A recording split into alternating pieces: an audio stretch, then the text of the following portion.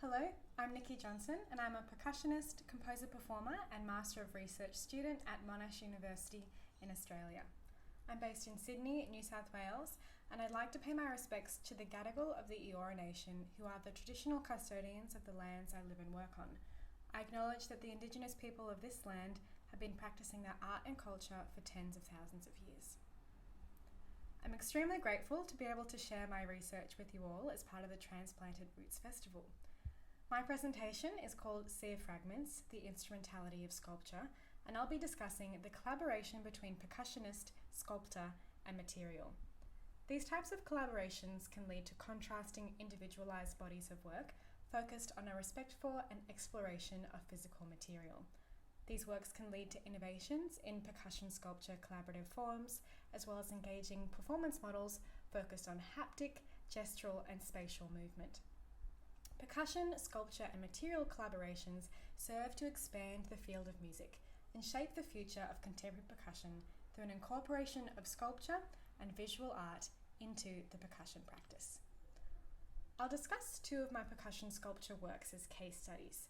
The first is my sonic activation of the ceramic objects made by Naomi Ella in a work titled Sea of Fragments. The second is a collaboration between myself and glass artist Caitlin Dubler and cellist and installation artist Natasha Dubler called Refract.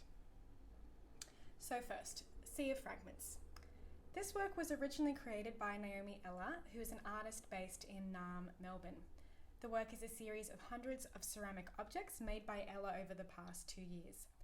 Each ceramic is a fragment of memory and has a uniquely textured surface and contrasts in shape and size to the other fragments. Ella describes her work in the following quote: "Throughout my practice, I consider the temptation to touch an artwork. The perception of touch, especially when viewing sculpture in which touch is generally discouraged, relies on sight as the primary mode of transmitting knowledge. The union of sight and touch lies for me at the heart of the experience of making an artwork. The haptic experience of the artwork, the experience of its tactile exteriority of the skin of the work, enables the viewer to experience the artwork in an embodied way." Sea of Fragments was created without the intention of being sonically activated. In collaborating, our focus was to discover the sonic and material properties of Ella's ceramic objects. By recontextualizing the sculptural objects into a sound sculpture, we explored the installation and performance potential of the work. This process became our way of exploring the instrumentality of the Sea of Fragments. I developed an inventory of sound activating gestures specific to the work.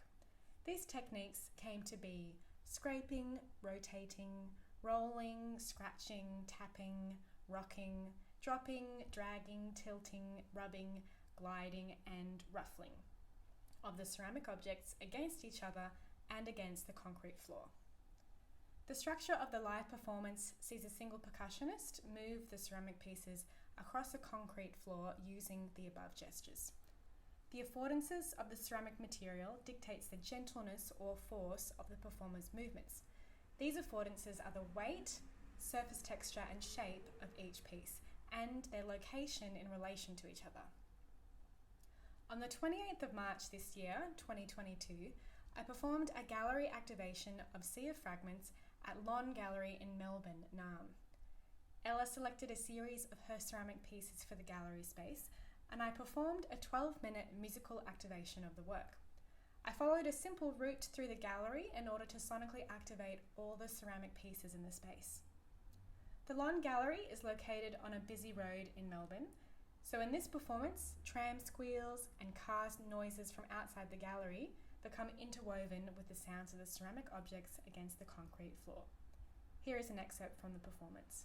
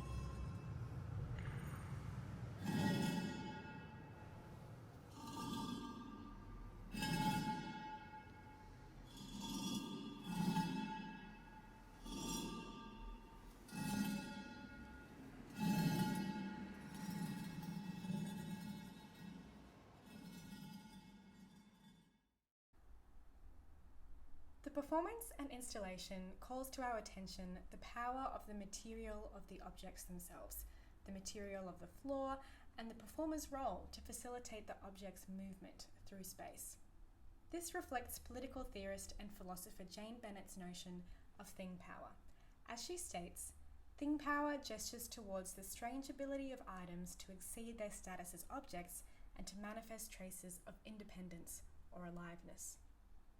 This concept of materials aliveness is explored in Sea of Fragments and is what makes the process of haptic discovery crucial to the work. Finding percussive playing techniques to encourage sound from these objects is a way of experiencing the aliveness of materials originally created as instruments or otherwise. In addition to sound, Sea of Fragments prioritizes gesture, spatialization, and movement. This includes the movement of the hands and arms eliciting sound from the ceramics, and of the whole body crawling, orienting, and reorienting in order to navigate a room full of sounding objects. The physical space of performance and installation, and the interaction of the performer within this environment are all crucial to the work. Space, in this performance context, is not only the concrete floor and the room, but the material of the walls, the acoustics of the room, the airflow, the light, and the physical energy created by all of these aspects. Sea of Fragments encourages the audience to consider the haptics, materiality, textural differentiation, and form of each individual and materially resonant object. The work is about object and object's relationship to the space around, which is the other objects, the architectural space, me as performer, Ella as visual artist, and the audience. In Sea of Fragments, certain questions are raised. Will the objects sound as they look? Are the objects being sounded at all, or are they activating the sound of the space? This approach to creating a work echoes the words of composer-performer Pia Palm. In composing, I ask, where is the oral phenomenon in space? Located in space, sound takes on an almost physical quality, appearing as a sonic body in space. This new physicality is tactile and fragile. Having discussed instrumentality, materiality, and spatialization using Sea of Fragments as a case study, I'll now touch on how these themes are explored in Refract. 3 artists of different disciplines make up the core creative team of this collaboration. Caitlin Dubler designs and makes sandstone and glass pieces, and Natasha Dubler and I co-compose a musical work for the sculptural pieces in duet with cello. Prior to our collaboration, Caitlin Dubler created a series of glass and sandstone pieces in the shapes of vessels and small discs. Sandstone and glass was fused together in the kiln to make these objects, and these pieces were not made with the intention of sonic activation, but they became the first pieces used in our work. Similarly to Sea of Fragments, the recontextualization of sculptures into instruments activated in performance sees the introduction of sound and time into an existing body of sculptural work. To quote architect and artist Paul Carter, a double movement occurs, of decontextualization in which the found elements are rendered strange, and of recontextualization in which new families of association and structures of meaning are established. The new meaning in both Sea of Fragments and Refract is the sonification of the sculpture and the haptic exploration of the properties of the material in live performance. Throughout our collaboration, Caitlin and Natasha Dubler created new glass and sandstone pieces cast using moulds made from metal percussion cymbals. These glass and sandstone cymbals were much more fragile than the original vessels and discs, and they turned out to be quite resonant when suspended and struck with rubber mallets. The sandstone component of the cymbals provided a rough and grainy surface layer allowing for rich sonic textural exploration. These glass sandstone cymbals and the original glass sandstone vessels and discs make up the percussion instrumentarium of Refract. Much like the approach to Sea of Fragments, a list of specific percussive techniques needed to be discovered in order to awaken the instrumentality of the glass-fused sandstone. The pieces can be struck, rubbed, scraped, and tapped by different types of mallets or against each other. The sandstone crumbles off during sonic activation, and the pieces physically break down and cascade off of themselves. The work becomes an exploration of the sonic, visual, and material affordances of the glass and sandstone as the pieces crumble and crunch mid-performance. On the 21st of April this year, 2022, we recorded a performance of Refract at the University of New South Wales in Sydney on Gadigal land. Natasha Dubler and I co-composed and performed a 16-minute work. I performed the part of the sandstone and glass, and Natasha performed on the cello. The work has a composed structure but contains elements of improvisation and playfulness. The following excerpt showcases the sonic properties of the glass and sandstone pieces in the opening solo section of the work.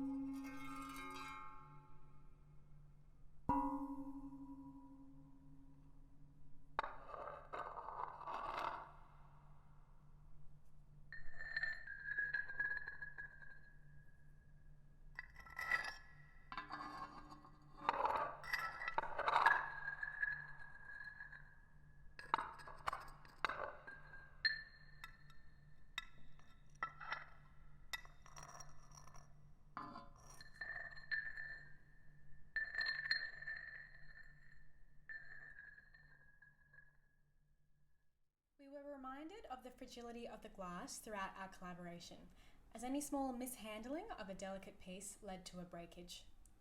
I approached the glass objects with an aim to find their individual sonic and material properties, and I hope to do this with respect for and attention to their fragility. To quote sound studies scholar Vadim Kalin, this work is designed to visually express a musical idea.